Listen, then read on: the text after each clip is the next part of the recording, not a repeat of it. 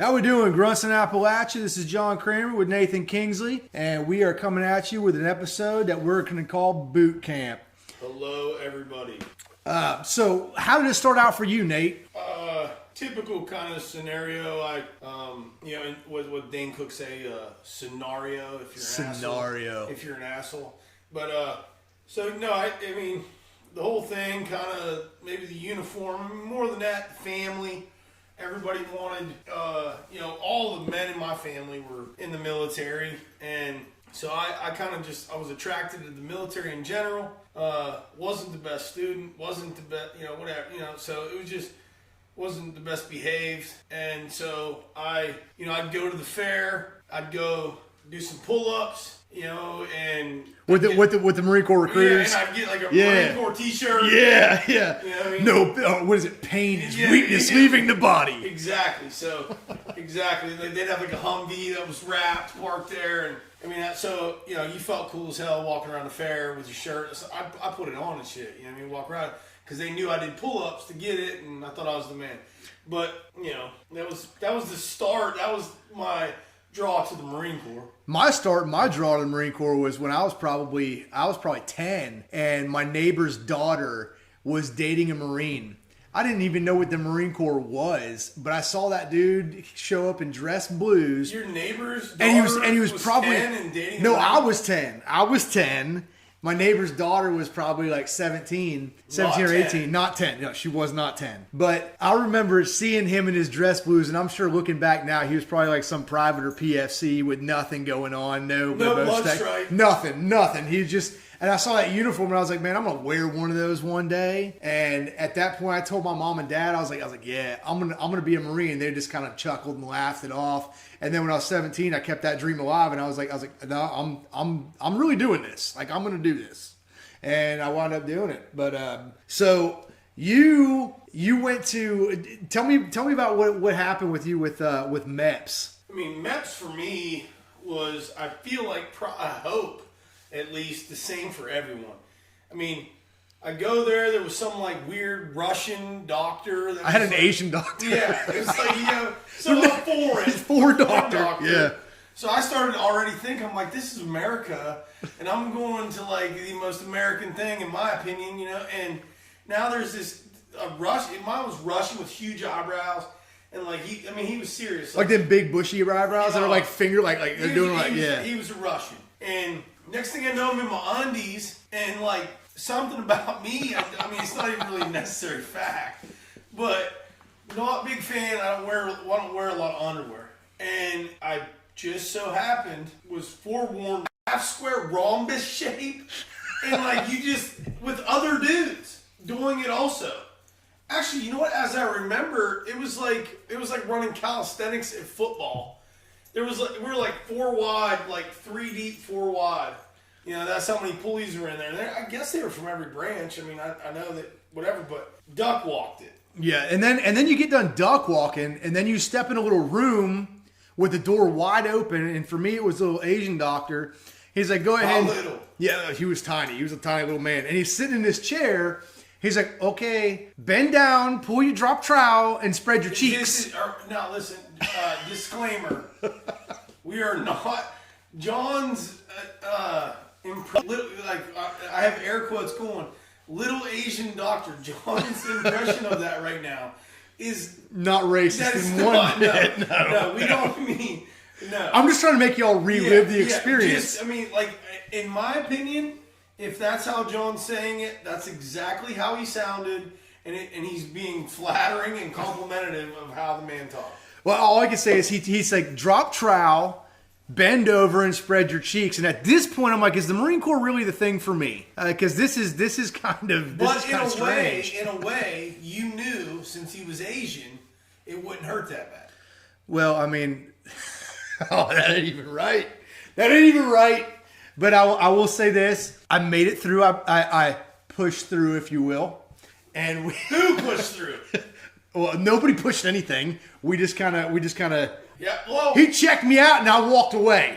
Okay. Well, my Putin doctor was, the Ruski was like the same thing, and I just was like kind of like Because it's not very long that you're in that position. No. It's very brief. And from what I understand, they're just checking to see if you got hemorrhoids. I just didn't know that at the time. Yeah, it was strange. It was definitely like, man, I seem very vulnerable right now. And little did I know that through boot camp, how vulnerable I was going to be and how little of control I had on anything. Well, I mean, I'll never forget every time you have to do anything that's inside of a building in boot camp. They're always yelling the same thing at you. What is it? Nut to butt. Nut to butt. I mean, like, Marine Corps boot camp is the gayest It's homoerotic. It's homoerotic for sure. It's the gayest porn movie that anybody ever had to live for 90 days. But, like, before we get into all whatever the hell happened in Parris Island, because we both are Parris Island Marines. Oh, dude, we met at a blood drive, but we'll get back to that. Yeah, we'll touch back on that. We'll touch back on boot camp in general. That's all this is about. What we need to talk about now is after we decided that we were going to join the Marine Corps, and how we came to that decision. We went through the MEPS thing. We stood up there and gave our oath and whatever. We were sworn in. After that, how'd you get to boot camp? We had to get there. Exactly. And for me, it was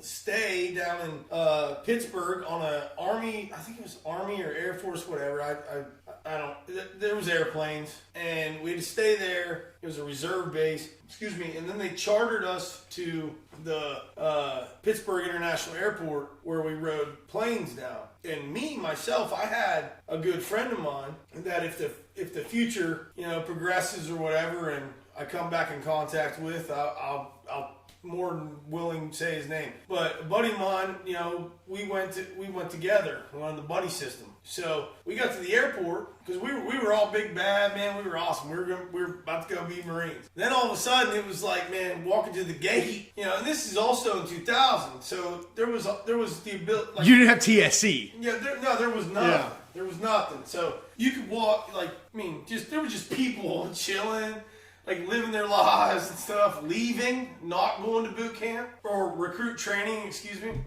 And so we went and we pulled ourselves aside and we're like, man, you know what, dude? We can roll. Like, we don't have to do this. We can leave right now. Right now. Yeah. Like, we can make a phone call, get picked up and be on our way back home. And our plan was, our very brief plan, because both of us went and served and did all that, but the brief plan was to have his dad come and scoop us at the gate and shoot birds, you know what I mean? Like, just, screw you, And then we went over and convinced a dude to buy us a couple drinks at the airport bar. And we both did shots of Jack, was what we had with beers and shot of Jack. And the dude goes, you guys going to boot camp? Started talking to me. It's awesome. He hyped us. Just some dude. Might have been an angel. I don't know. But some random dude bought us drinks, told us how cool we'd be to be Marines. And we were like, yeah, we should fucking go, man. So we went. Do it. Do it. So we just, on the jet we went, dude. Well, and we got on a van, and it was one of those big passenger vans, like one of the Econoline Ford F-350s, and there was probably 10 or 12 of us in there, all stuffed in like sardines. And the guy that I was actually, I went in on the buddy program too, and he came with me, and then there was another guy that I met, which actually made my life really good in boot camp, because my last name's Creamer, and I expected to just get hammered on my last name. It's also a pretty rough last name. But the guy who was with me that I wound up hanging out with, and he was a tough kid, man. He was a tough kid. He was our guide. You remember him? He was kind of diva. His last name was Gay. Yeah. Come on, man. You can't top that. So the drill instructors never screw with me. Not to interrupt, because if it was Gay, our honor grad? No, I think he wound up. Who was that dude? He wound up Gay. I don't remember his name, but Gay wound up getting injured or something. I'll only throw out, disclaimer again, I'll only throw out people's names that I don't know. Yeah. Well, his last name was legitimate. It was Gay. Gay. His last name was Brian. His first name was Brian, and he was actually of course it was. Brian Gay. And he, Brian Gay, what's up, dog? You're a beast, bro. You're a beast. You're an air winger, but you're still a beast. You were still a beast. Yeah, you're still a beast. I remember you because you were in my pugil sticks. He was nasty. He was nasty with pugil sticks. Yeah, he had some shit going on. He really did. Yeah, he really did. We definitely fought in the hall. I miss you, Brian Gay. Yeah, he was tough. R.I.P. if you're not. Whatever you're doing now. But man, we rode up on a van, and the only cool thing that we did was stop at a gas station to be able to get like a Butterfinger or something. And when we got there, it was nothing like I expected. I mean, you got to remember, this is pre-YouTube days where you don't know. Excuse me, are you about to go footprints? I am. Is that where you're headed? I'm about to. But I'm before that, though, what's even better than that is like you show up and there's the gate. Like you're at Recruit Depot, Parris Island. And I'm thinking, man, it's here. I'm here. This is going to be awesome. We roll up, and when we roll up, there's all these yellow footprints on the ground. Well, imagine being the dude that pulls gate duty at Parris Island. Oh, it's good. With a bunch of the Buddhist boots ever coming in, and you got to go over there and like give the bus driver the okay, like all whatever. Like, what did you do to get that? To get that gig, yeah, right? Because I mean, they're sitting there just like, what's going through their mind? Like, oh, look at these poor idiots. They have no idea what's going to happen to them in just a minute. But I know we rolled up, and as soon as the van came to a stop, I mean, it didn't even feel like it was a second. The door flew open. And I mean, it's not one of those things where somebody like opens their car door and gets out. It's like that van door slid open so fast, and there was a dude sticks his head in with a big old hat on. He's like, "Go, get out!" He starts screaming at us to get out. And we're like, well, okay, man, we're getting out, man. We're getting out. We get out. And there's these yellow footprints that are standing like 45 degrees apart. You just got to have your heels together. You're standing on them footprints. I felt like, for me, because Pennsylvania State Troopers always wear them hats. You know what I mean? You were accustomed to that. And you felt like you were back home, didn't you? I just felt like I needed to get away from them. You know what I mean? Like, I knew that those dudes, I'm in trouble if I go with them. You know what I mean?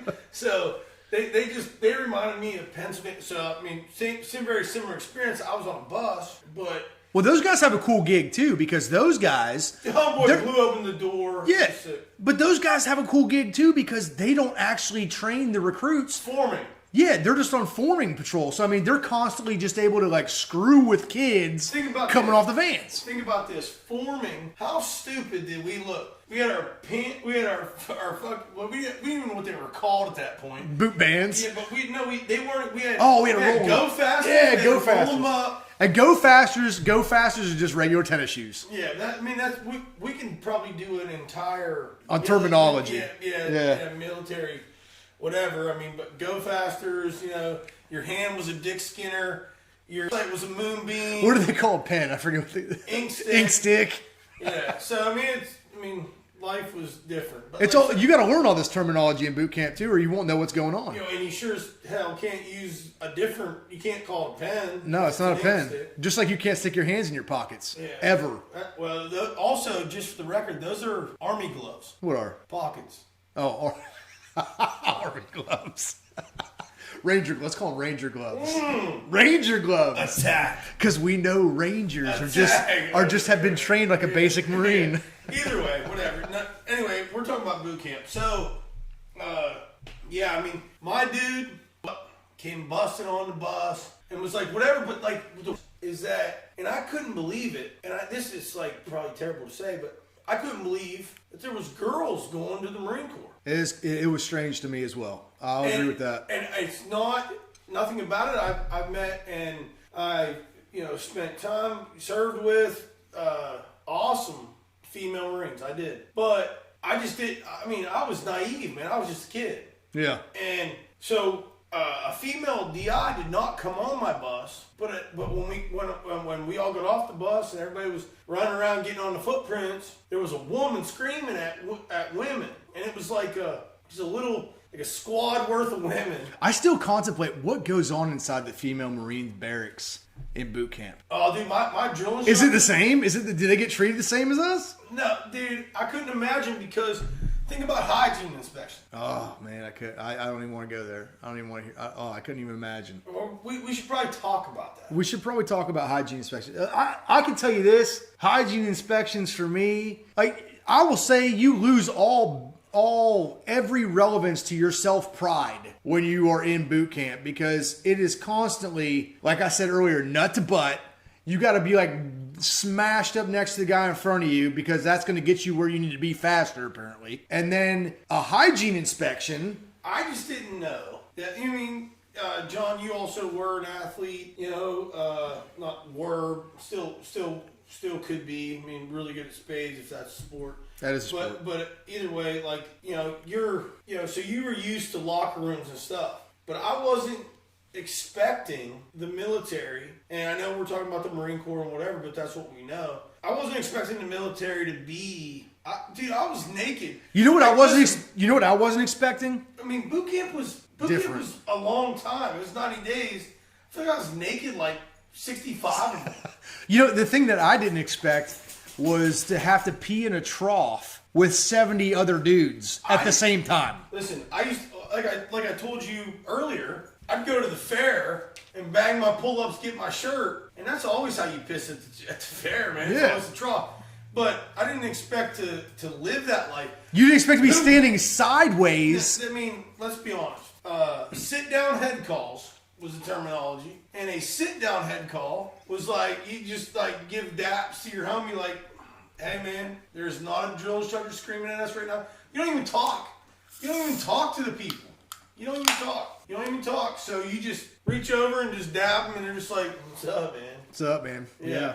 No, for real. It's pretty wild. I'll never forget when they would give you the opportunity to use the restroom, and you would seriously, I mean, not even exaggerating, you would have probably 15 to 20 dudes on an 8-foot trough, standing sideways, peeing sideways, almost touching the dude in front of you, because you only had a certain amount of time to go to the bathroom. Well, and like some dudes couldn't even get in there, so they just pissed at it. Yeah, they just pissed at it. Yes, that's no bueno either. Like, that's no good, because everyone's getting pissed on is basically what's happening. It's awful. John is of Spanish descent. A little bit. But I mean, you talked about hygiene though, and the one thing that I loved about the hygiene thing is I went to the rifle range, and now me and Nate were in different platoons in boot camp, so we didn't have any stories from boot camp that are going to be together, except for which we'll get back to. But I remember going to the rifle range when you have to qualify, and you're there for 1 week, and you get out there, and I remember, because I mean that's like towards the probably second phase, the end of second phase of boot camp. You got 3 phases, and we get out there, and our drill instructors were being really cool. Now I was a platoon. I wasn't the guide, but I was a squad leader, and so I always sat down to eat last, and I not to eat because they always made us get out as soon as I sat down. So I came out like I had just come out of a concentration camp. I mean, I came out 142 pounds from boot camp. Just to give you a perspective, I weigh 230 pounds, and I look completely normal now. But how big were you when you went in? When I went in, I was 178 pounds. And I came out of boot camp 142. My mom didn't even recognize me. But I remember being at the rifle range, and we went down to eat, and we went to the chow hall, and I sit there, and I'm eating my food as fast as I can, because everybody gets a spoon, not a fork, because you got to shovel it. Like, you got to shovel your food. Yeah, but it's not a small spoon. It's the big old tablespoon. I mean, I'm shoveling food, and I finished my entire plate, and we sat there for like 5 minutes after I finished my meal, and I'm like, this is crazy. I just ate my entire meal, and we're still sitting here, and we're not leaving. But they only did that just because it was part of the game. Like, they were screwing with us, because we get back to the barracks, and they said, we're going to be on the range tomorrow. And obviously they're not saying the tone I am. They scream everything. And they say, go ahead, we need to hydrate you all. But they did, and well, it's funny that you say that. They kind of prefaced how bad the rifle range was going to be the whole time looking back. Yeah, but you don't realize it when you're in the moment. You didn't realize it in the moment. And as it progressed into, the rifle range, it was like no holds barred. It was awful. It's because you're out in the middle of nowhere, and they can do whatever they want. But I mean, we came back from chow that night. They did what they wanted. They did whatever they wanted. And they said, okay, you guys are going out to the rifle range tomorrow. We got to make sure you're hydrated. And I'm sitting here, I'm like, I'm feeling pretty hydrated right now. Like, I don't really feel like I need anything to drink. I'm good. All you do is drink water. Yeah, you just drink water. There's no beer. There's no alcohol, obviously. There's no juice, nothing. There's no milk. Nothing. There's nothing. You just drink water the whole time. So I'm sitting here, and they say, get your canteens out. And I'm like, well, this is strange. This hasn't happened yet. I mean, I've been here like 9 weeks, and this hasn't happened, whatever week it was. And they say, all right, start drinking.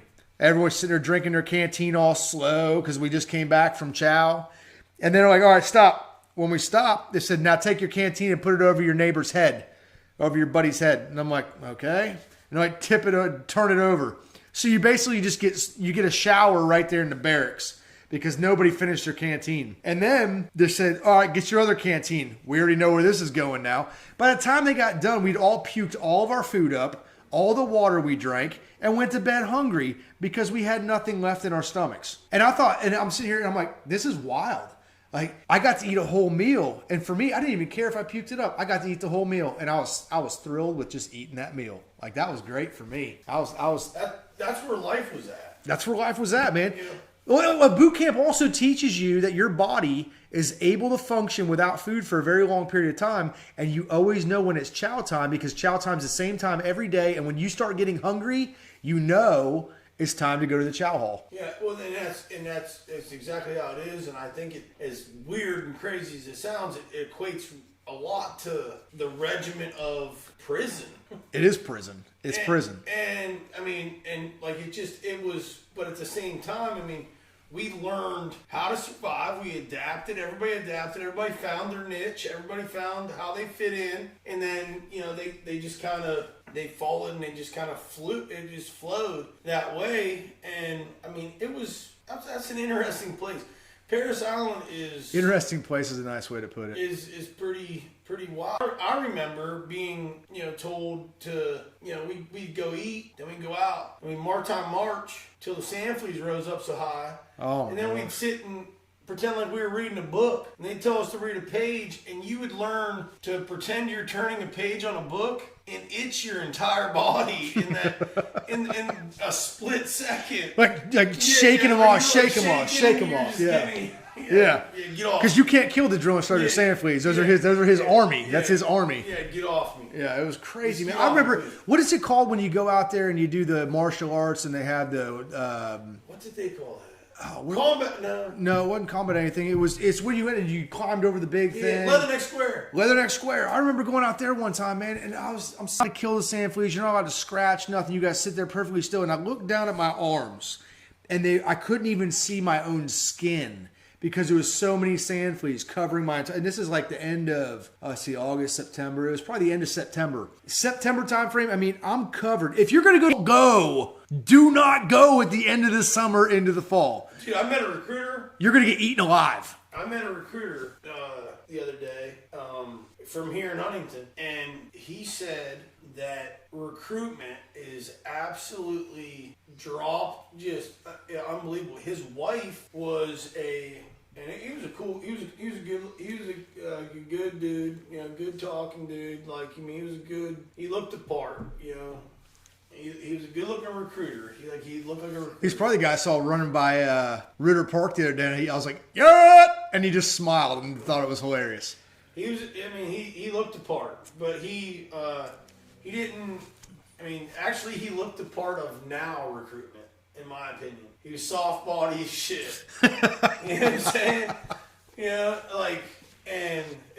But either way, I started talking to him about recruitment, and recruitment is down. Like, I mean, they haven't met quota in months.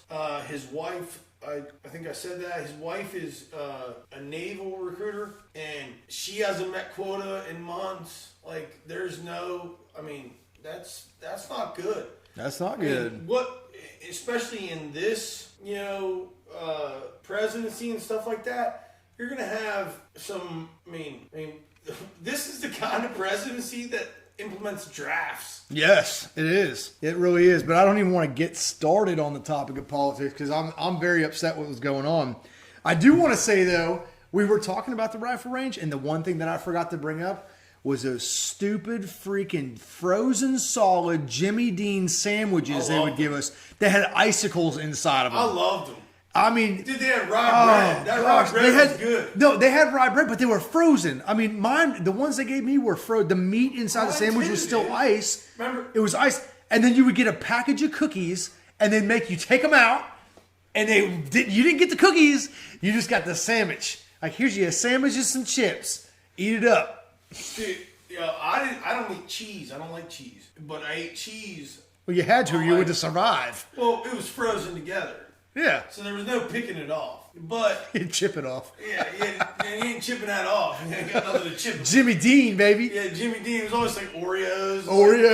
or Nutter Butters. Yeah, something like Nutter Butters. You didn't get to eat them though. It was Oreos and Nutter Butters. Exactly what it was. But yeah, that's funny, man. Like I haven't thought about that. I haven't eaten a Jimmy Dean sandwich since. I'm pretty sure Jimmy Dean. Is that Jimmy Dean? Is that what he eat? I don't think you got Jimmy Dean. I never got mashed potatoes. No, those mashed potatoes we eat at your house. No, I was Bob Evans, bro. Oh, yeah. Bob Evans. Fuck you, Jimmy Dean. Bob Evans is where it's at. Yeah.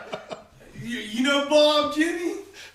But, yeah, those are good, man. My bad. My bad on that. I thought that was somebody. Oh, that's good stuff, man. Jimmy Dean, though, man. I can do without that for the rest of my life. Rye bread kind of makes me think of him. Yeah, it does. I can't actually, talking about that, what was that? Right guard? Yes. Right guard? Aqua Velva.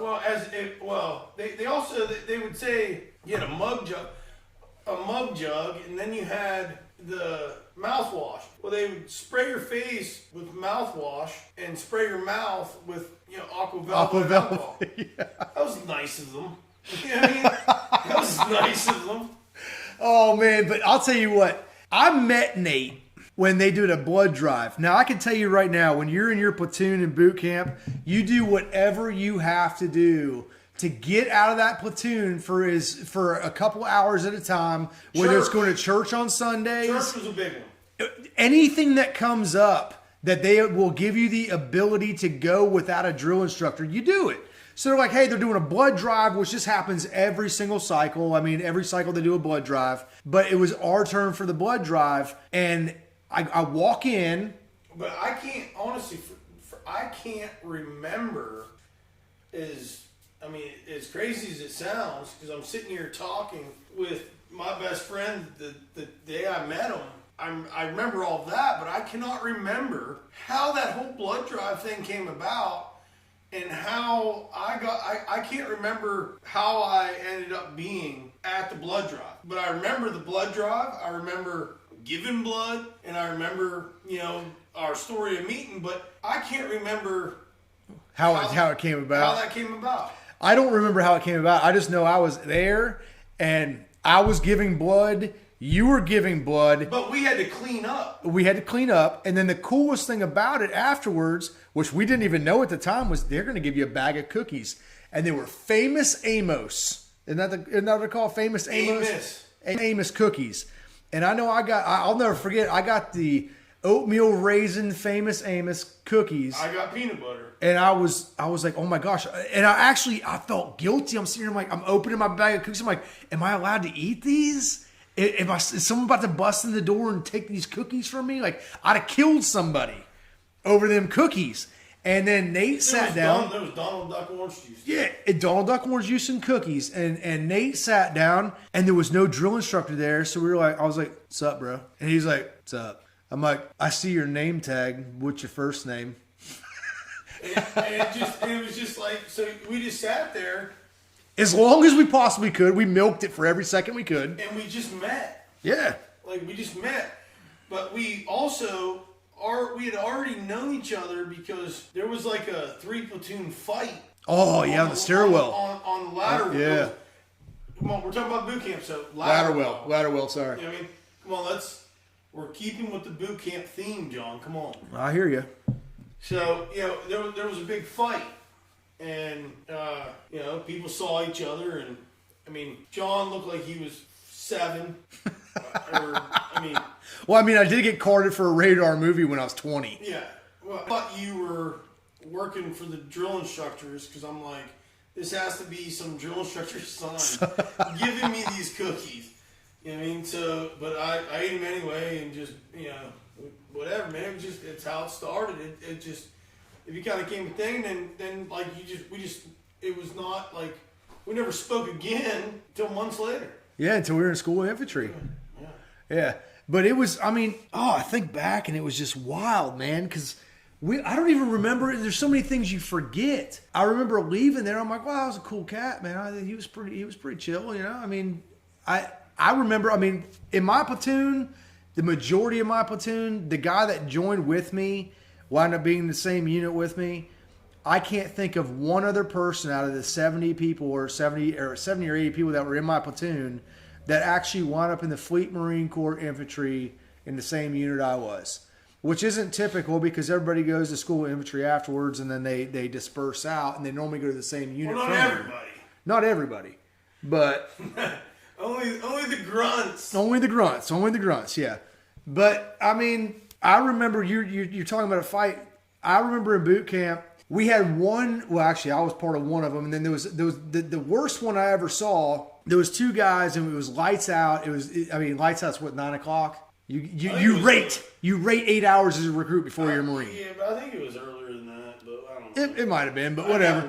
We were standing on the yellow line waiting for them to say go to bed, whatever. And these two guys, they had a problem that day and they got in a fight. I can't remember their names. And it wouldn't have been a big deal, but one of them grabbed the other one and threw him across the rack, and he wound up cutting his face from his forehead all the way down to his chin off of a front sight post of an M16, because in boot camp you put all your M16s on the end of the racks and you lock them up. And he cut his face from his forehead all the way down to his chin, so it became a really big deal. He had to get all kinds of stitches, and they had to call the senior drill instructor in. And as soon as the senior drill instructor came in, we'd been standing on line for like an hour and a half after lights out, waiting for the senior to get there. And when he got there, I'm standing there at the very front of the line because I was a squad leader, and then I had all these guys next to me, and he came in the back door. So as he's walking towards me, all I'm seeing is other recruits flying across the deck, and I'm like, oh man, I hope he doesn't toss me like that. I'm like, this is gonna suck. So I stand there. He throws like 5 or 6 kids, and then he grabs a trash can. He's pissed off because he had to leave his family for the night to come deal with us idiots. And after it all got quashed, it was probably midnight, and then we had to be up at 5, and that sucked. I mean, that sucked because, I mean, you know, you're wore out after any day in boot camp. You're wore out mentally and physically. But it was when I look back, I actually think, you know, boot camp is so structured that it's probably the easiest time of your entire enlistment. It's 100% that way, and I look at it. You have no thought process. You don't have to do anything. I mean, you can literally, like, you don't have to do anything. Some of us did things, but you didn't have to do anything. So no. All you had to do was perform as fast as you could and scream as loud as you could. And, you know, but like performance was, you know, demanding enough. Because if you couldn't perform, you'd get dropped back, whatever. But I mean, you didn't have to do anything. But some of us, in some ways, you know, we stood out, you know, and like you had to do that. But I mean, it was so regimented, and it became so everything was muscle memory. I mean, we'd sit with our legs Indian style all day long. Well, you have to remember too. Positions. Yeah, but you have to remember, if you're right-handed, you normally they will teach you, however you sit Indian style, sit the opposite way, and they would make you sit. If you naturally put your right leg under your left, they would make you put your left leg over your right, because that's your natural shooting position, or to make you able to shoot more accurately. Yeah, but it was just the whole thing. I mean, but to go on, I mean, if there would be people like it was every day. It was yes sir, aye sir, you know, sir, this recruit, sir, you know, and it was aye sir, yes sir, aye sir, yes sir, no sir, yes sir, aye sir, aye, and you're screaming. And I'm glad you're saying aye sir, because it's not what it sounds like. Ice. It does. It's like ice. But because you just want to say it as fast as you can because you're screaming, and I mean, people would lay there, and you'd lay there at night. I thought personally that every night of boot camp, and that's how I thought things. Soap in a sock, all that kind of stuff. And you're gonna find how my service was throughout all this whole, I was podcasting this and doing all this stuff, and when you look at our social media and stuff like that, our Instagram, Grunts in Appalachia, on Facebook, when you start seeing those things, you're gonna see things about me that kind of leads you to believe in my service. You know what I mean? How I was. Now, garrison, not my thing. Not a good garrison marine. Field my thing, but in boot camp, I was just like, I thought everything was going to be Full Metal Jacket. I thought it was going to be suck a golf ball through a garden. I thought there was going to be a dude in my platoon that was going to blow his head off. I thought that everybody was going to get beat with bars of soap every night and whatever, but it wasn't like that. But it was at the same time, it was intense always, and you had to be on your shit at all times. And there was dudes that couldn't even go to bed because they would go to bed, but they would just start screaming in the middle of the night in their sleep. Aye, sir. Yes, sir. Aye, sir. Yes, sir. Motherfuckers would be coming up online. Dudes would be standing online screaming and yelling and shit. And if you were on duty, you'd have to you'd have to wake them up and be like, dude, get in your bed, man. Get in your rack. Get in your rack. Listen, I'm going to get you out of here or you're getting in there. You know what I mean? Yeah, that's what happened. Fire watch was wild in boot camp because if you think, I didn't let nobody. Think about it. All I can say is this. If you think about the worst day that you have at your job site, wherever you work, I don't care if you're a server, cubicle worker, whatever, the worst day you have, everybody knows if you do it long enough and you have an awful day, you will dream about it and you'll be reliving your same day. That's how it is every night in boot camp. But they force it on you so fast that there was no rest for some kids in there, dude. There was no rest. None. I mean, there was scratchers, pickers, dudes that would scratch themselves. Some kids had absolutely zero discipline whatsoever, and they had problems, and they couldn't. They thought that they were still individuals, and you really have to push that mentality aside if you're going to be part of a collective like the Marine Corps. You have to push the individuality aside, and you have to implement yourself into the group. Because if you try to be a shining star or stand out, it's going to be a detriment to you in boot camp. As soon as you pull up in the rickety van like you did, and then it was rusty and multiple colors or however you got there from Florida. Had 16 different panels on the sides, You're Florida trash, but that's cool. Yeah, you're a fucking cracker from Florida. Dude. Flow rider. You're a cracker. You're a Florida cracker. Florida cracker. Born and raised. But, I love your parents anyway. I mean, whatever. I don't know how you turned up, but either way. However you got to boot camp, it doesn't matter. It doesn't matter how you got there. As soon as you get there, it's nothing but structure to the T the entire way through. And there's a lot to be said about that. That's the regiment is tight and very awesome. And I feel like, and it's, you know me better than anybody. And you know damn well that I'm not in support of the comparisons between boot camps because that's just it's not fair, it's not real, it doesn't exist. Yeah. But, well, I'll say all boot camps are pretty tough. Yeah. Minus the Air Force. Well, either way, there's still a regiment. Yeah, structure. It's structured. And it's a cool thing. It has to be. And it's a cool thing, but and also what it taught me is to putting it into my life now here in Appalachia is it's a push every day for something, and if you push every day you'll be successful and get more. Yeah.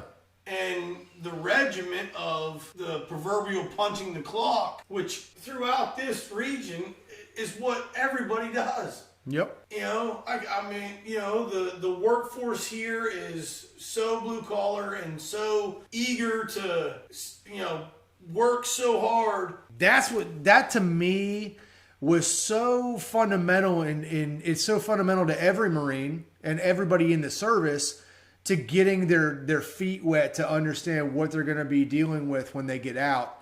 I would honestly, for most people, I would say it's a great thing. It's great because it will help you get on a path in your life and make you mentally, most people would say we're mentally unstable being in the Marine Corps infantry once we get out, but it puts you on a path to, I don't want to say prosperity, but to a successful life, in that you are going to stick with it. Like you're gonna see it to the end. And that's the one thing that I loved about boot camp, is that it taught me that there's limitations to my body that I didn't know that I could bust through and push past where I thought I could. And that was, to me, that was the biggest thing. And it was more of a mental thing, because from what I understand, there's boot camps with the Army. People have told me the Army boot camp is far more physical than the Marine Corps boot camp, but there's nothing that Have you seen people in the Army? I have seen people in the Army, but I will say this: mentally, it is harder to be mentally tough than it is physically tough. Most people, the Marine Corps makes you mentally tough. It doesn't matter what obstacle. I personally don't think that you can be physically tough. Let me rephrase that. To me, if I am lined up across from you and we're gonna have to figure it out, I'm not going to, I'm gonna have a hard time thinking that you are tough, or even worrying about you if you're not mentally tough. Physically tough, to me, does not exist without being mentally tough. That's true. Physically tough I think that's the difference between being tough and strong. You can be physically strong, but you're not physically tough and physically, like that, unless you're mentally tough. That's and true. Mentally strong. That's true. So I don't think they go hand in hand. I just don't. I mean, like, the biggest thing is, boot camp with recruitment being down and all those things, and this is kind of our theme for this episode. But I would love somebody out there that's a youngster wanting to go to the military to hit me up on Grunts in Appalachia, on our Instagram, Grunts in Appalachia, Facebook, Grunts in Appalachia.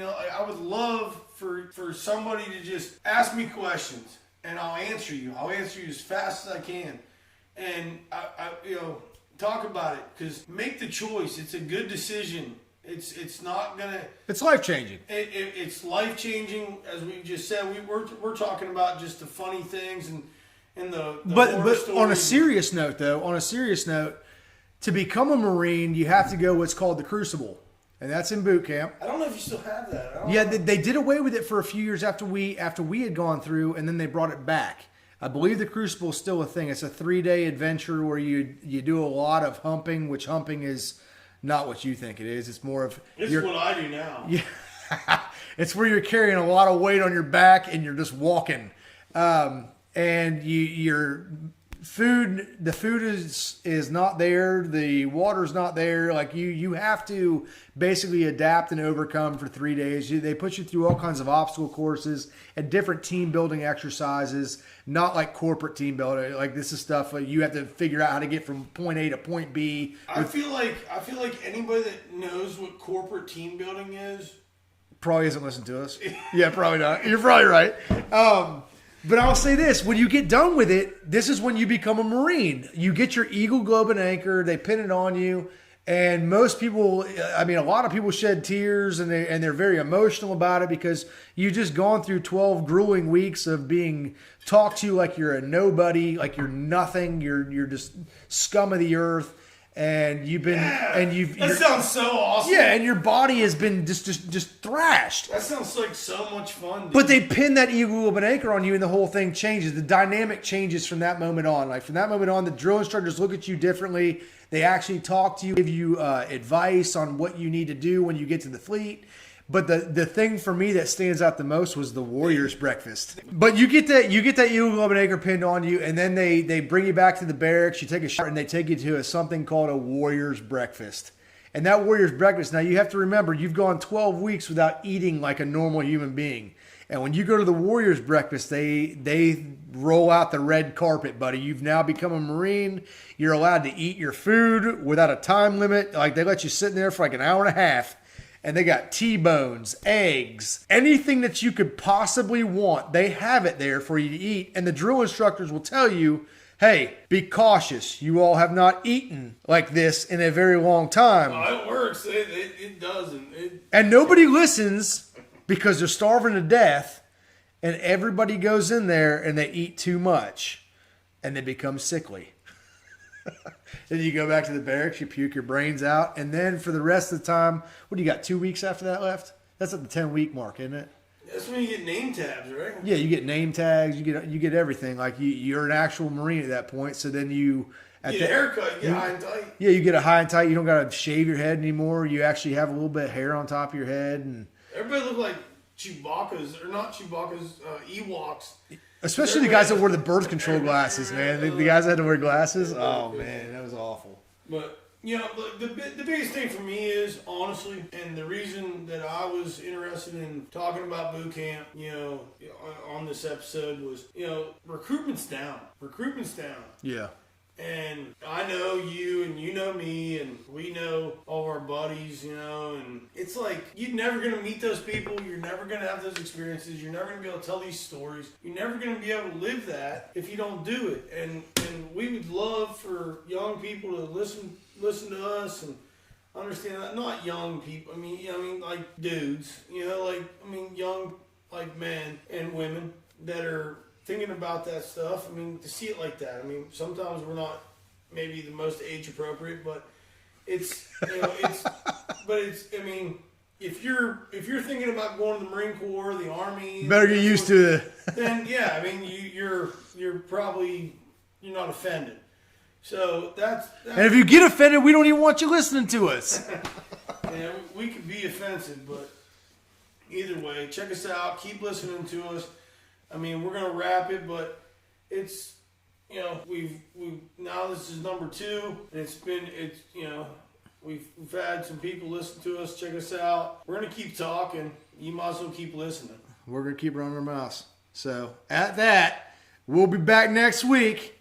Grunts and Appalachia out.